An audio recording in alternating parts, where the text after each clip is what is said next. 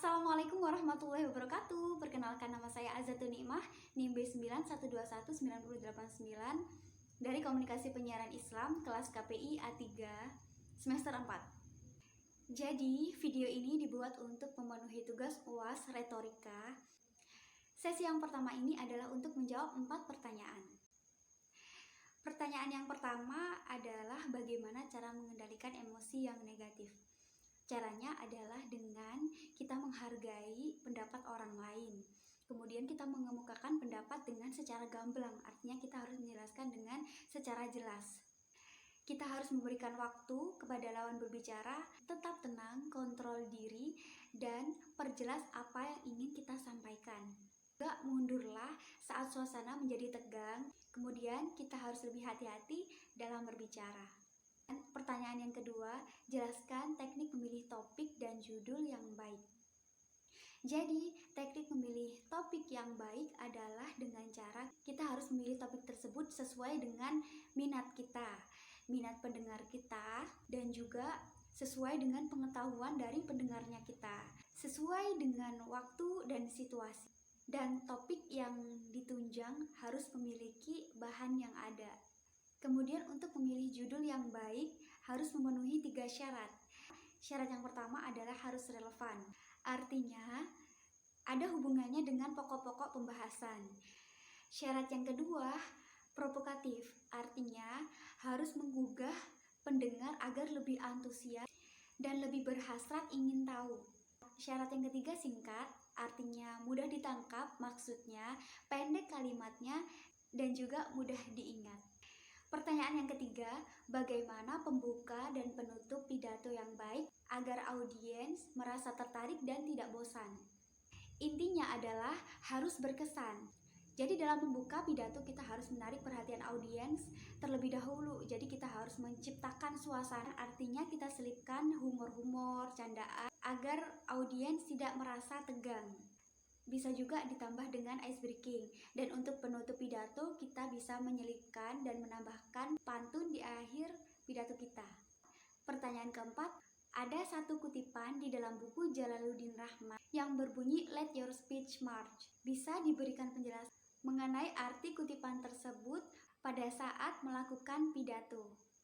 Let your speech march artinya biarkan pidato Anda berbaris tertib. Nah, ini berarti dalam penyusunan pesan pidato, bukan organisasi yang baik. Pidato yang tersusun tertib akan menciptakan suasana yang baik, membangkitkan minat pendengar, memperlihatkan pembagian pesan yang jelas, mempertegas pokok pembahasan, dan menunjukkan perkembangan pokok-pokok pikiran secara logis. Terima kasih, kita lanjut ke sesi yang kedua yaitu ceramah. Assalamualaikum warahmatullahi wabarakatuh. Waalaikumsalam warahmatullahi wabarakatuh. Alhamdulillahirabbil alamin wa bihi nasta'in wa ala umuri dunya waddin wassalatu wassalamu ala asrofil anbiya'i wal mursalin sayyidina wa maulana Muhammadin amma ba'd. Teman-teman yang dirahmati oleh Allah, teman-teman di sini ada yang ingin berangkat haji nggak? Kebetulan banget nih, pada kesempatan yang berbahagia ini saya akan berceramah dengan mengambil tema 3 makna di balik ibadah haji. Nah, haji merupakan rukun Islam yang keberapa teman-teman? Yang kelima. Yang kelima ya, karena haji masuk dalam rukun atau pilar, artinya ibadah ini merupakan ibadah yang jangan dianggap remeh. Ibadah di sini ia wajib dilaksanakan bagi setiap muslim yang mampu. Jadi bagi orang-orang yang mampu. Kemampuan ini meliputi kemampuan secara fisik, artinya fisiknya harus sehat. Terus ekonominya harus mampu, juga keamanan dengan bahasa lain kita harus mencukupi kesehatan fisik yang memadai dan kondisi aman yang memungkinkan kita berangkat ke tanah suci. Nah, dalam Al-Quran surah Ali Imran ayat 97 yang berbunyi lillahi 'alan nasi hajjul baiti man istata'a ilaihi sabila wa man kafara fa innallaha ghaniyyun 'anil 'alamin. Yang artinya mengerjakan haji adalah kewajiban kewajiban manusia terhadap Allah, yaitu bagi orang yang mampu mengadakan perjalanan ke Baitullah. Barang siapa mengingkari kewajiban haji, maka sesungguhnya Allah Maha Kaya, tidak memerlukan sesuatu dari semesta alam.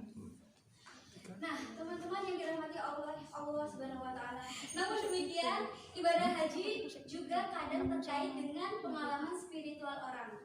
Jadi, karena betapa banyak orang muslim yang kaya raya, tapi beliau tidak bisa untuk menunaikan ibadah haji.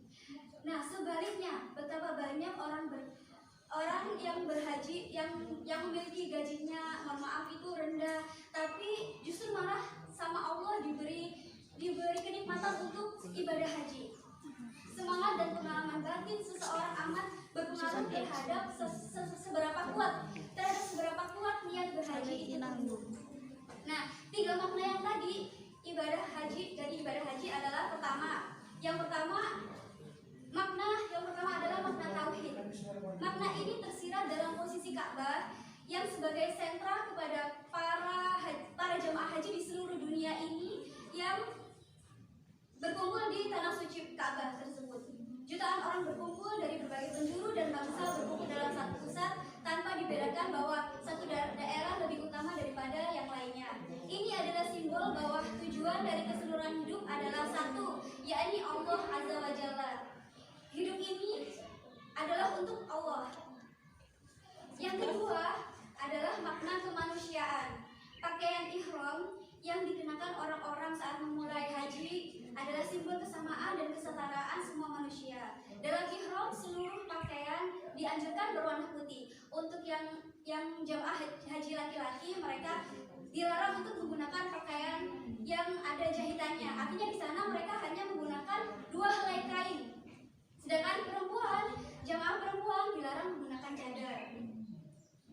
Nah, ritual ini menandai kesatuan identitas manusia sebagai hamba Allah dan melepaskan identitas lainnya seperti kita sukunya, rasnya tidak dibedakan. Artinya di sini kita semua sama-sama hamba Allah. Yang ketiga adalah makna napaktilas sejarah kenabian. Haji juga menjadi momen mengenang jejak nabi-nabi terdahulu, khususnya seperti Nabi Adam, Nabi Ibrahim, Nabi Muhammad SAW.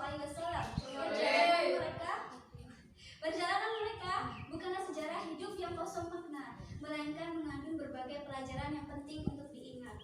Ritual melontarkan jumroh misalnya adalah jejak permusuhan Nabi Adam dengan setan. Kita diingatkan tentang pentingnya selalu waspada terhadap berbagai tipu daya musuh terlaknat ini. Teman-teman yang dirahmati oleh Allah Subhanahu wa taala, haji adalah perjalanan suci, bukan wisata untuk meraih kebanggaan diri. Karena itu, bagi yang belum diberi kemampuan menunaikan haji, tak perlu berkecil hati. Selama kita selalu berusaha menjadi pribadi yang bertakwa, memegang prinsip tauhid, menghargai kemanusiaan dan menjalankan ketentuan syariat sebagaimana diajarkan Rasulullah SAW,